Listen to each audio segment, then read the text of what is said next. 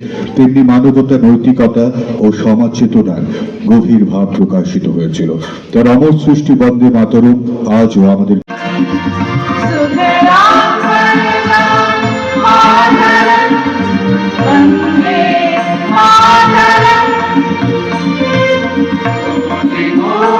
কিন্তু বর্তমানে আমাদের ইন্টারনেটে যোগ হচ্ছে, যে কম্পিটিশনের যোগ হচ্ছে, তো আমাদের শুধুমাত্র রোল মডেলে থাকলেও হবে না, আমাদের যে বাস্তবতার সঙ্গে আমাদের এগিয়ে যেতে হবে।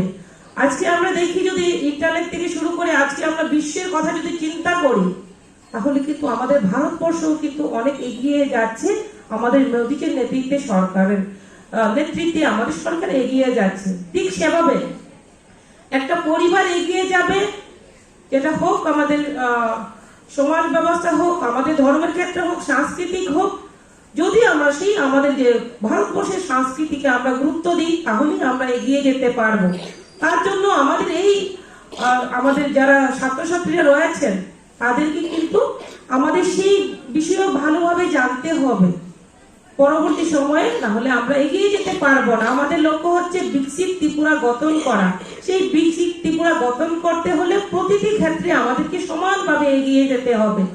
আমাদের একদিকে শিক্ষার ক্ষেত্রে আমাদের জানতে হবে, অন্যদিকে খেলাধুলার ক্ষেত্রে হোক আমাদের এক কথায় আমাদের সমস্ত দিক থেকে এগিয়ে যেতে হবে, অলরাউন্ডার হতে হবে। যখনই আমরা সমস্ত দিকে পারদর্শী হব, তাহলেই আমরা আরো দ্রুত গতিতে এগিয়ে যেতে পারবো। কেননা অনেকেই বডি ফিল করেন বিভিন্ন আলোচনা করলে এবং ইতিহাস সম্বন্ধে আলোচনা করলে। যেহেতু আমরা জানি আজকে স্মার্টফোন সকলে রয়েছে, তার জন্য আমরা অনেক কিছু ইজিলি আমরা জানতে পারবো।